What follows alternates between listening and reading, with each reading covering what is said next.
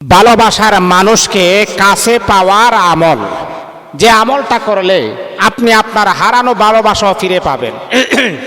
যে আমলটা করলে আপনার প্রিয় মানুষ, আপনার মোহাব্বতের মানুষকে আপনি অতি কাছে পাবেন। কারণ ভালোবাসার মানুষকে পাওয়াটা এটা হচ্ছে একটা সৌভাগ্যের লক্ষণ। যে যাকে ভালোবাসছে সে যদি তাকে পেয়ে যায় তাহলে তার মতো সুখী পৃথিবীতে আর কেউ হতে পারে না। অনেক মানুষ আপনি দেখবেন যে ভালোবাসার জন্যে তার সব কিছু সে বিলীন করে দেয়, তার জীবনের মহামূল্যবান সময়টুকুন পর্যন্ত সে নষ্ট করে দেয়। কারণ আমার ভালোবাসার মানুষকে না পাওয়ার পরে অনেক ছেলে আছে, অনেক মেয়ে আছে সুইসাইড করার পথ তারা বেছে নেই। কিন্তু আমি আপনাদেরকে বলবো না, ভালোবাসার জন্য আপনি মরতে পারেন না, ভালোবাসার জন্য আপনি আত্মহত্যা করতে পারেন না। কারণ আত্মহত্যা করা হলো মহাপাপ, আর এই মহাপাপের কথা আল্লাহ পাক রব্বুল আলামিন কোরআন এবং হাদিসের ভিতরে বারবার নিষেধ করা হয়েছে। কেন আপনি একটা মেয়ের জন্য আত্মহত্যা করবেন? হ্যাঁ যুবক, কেন আপনি একটা মেয়ের জন্য আত্মহত্যার পথ আপনি বেছে নেবেন? হে আমার মা, একটা ছেলের প্রেমে পড়ে আপনি আপনার জীবন থেকে মহামূল্যবান সময়টা কেন আপনি নষ্ট করে দিবেন, কেন আত্মহত্যা করে দিবেন? আপনি জানেন আপনার জীবনের দাম কত বেশি? যদি কোনো যুবক অথবা যুবতী জানতো তার জীবনের দাম কত বেশি, সে কখনো আত্মহত্যার পথ বেছে নিত না। তোমার জীবনের দাম হলো কাবা শরীফের গিলাফের চাইতো তোমার জীবনের দাম আল্লাহর কাছে 1000 কোটি গুণ বেশি সম্মানিত। আর তুমি একটা মেয়ের জন্য জীবন দিয়ে দিবা? এই যুবক, তুমি একটা মেয়ের জন্য তোমার মহামূল্যবান জীবনটা দিয়ে দিবা? আল্লাহর কাছে তুমি কি হিসাব দিবে? এই নিয়মে আপনি আমলটা করেন, ইনশাআল্লাহ আপনার ভালোবাসার মানুষ আপনার কাছে চলে আসবে, আপনি তাকে জীবন সাথী বানাতে পারবেন।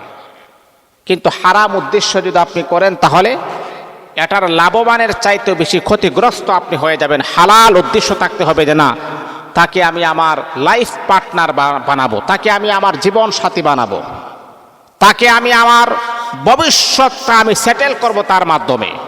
যদি এইরকম একটা নিয়ত থাকে তাহলে আমলটা আপনি করবেন। এই আমলটা করার সময় আপনি প্রথমে 2 রাকাত নামাজ আপনি পড়বেন, সালাতুল হাজতের নামাজ আপনি পড়বেন, 2 রাকাত নামাজ পড়বেন, নফল নামাজ আপনি পড়বেন। একটা ছবি আপনি রাখবেন, তার একটা ছবি আপনি হাতে রাখবেন, অথবা যদি মোবাইলের থাকে মোবাইলের ডিসপ্লেটা ওপেন করবেন, তার ছবিটা হাতে থাকবে।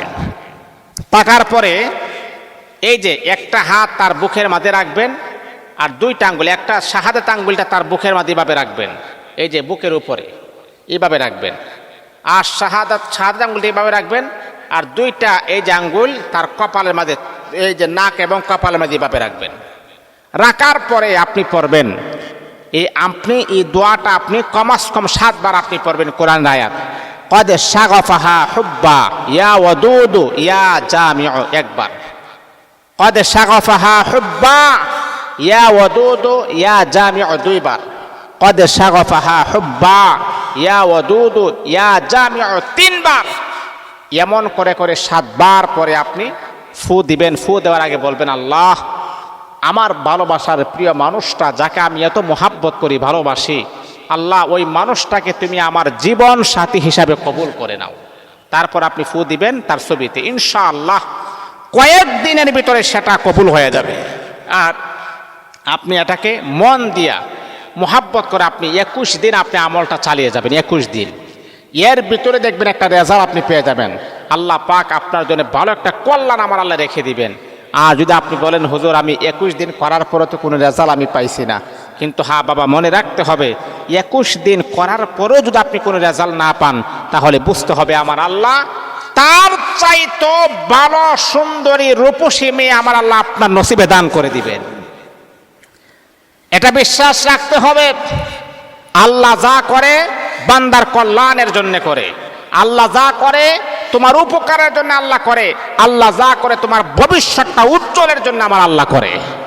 যদি কবুল না হয় তাহলে বুঝবেন এর চাইতে ভালো কিছু আপনার নসিবে আমার আল্লাহ দিবেন। বাবা, তারপরে কখনো মন হারা হওয়া যাবে না, আল্লাহ আমাকে কেন কবুল করলেন না, আল্লাহ আমার দোয়াটা কেন কবুল করলেন না। অনেক নারী আছে দোয়া করার পরে তারা আল্লাহকে গালিগালাজ করে, এত নামাজ পড়ি কেন আমার দোয়া কবুল করে না। মা, যার ইমান যত পাওয়ার যার ইমানের মজবুত যত বেশি হবে দুনিয়াতে তার মুসিবত তত বেশি হবে। এই বিষয়টা অবশ্যই আমাদেরকে কেয়ারফুল থাকতে হবে, খেয়াল রাখতে হবে। আল্লাহ আমাদের সবাইকে কবুল করুন।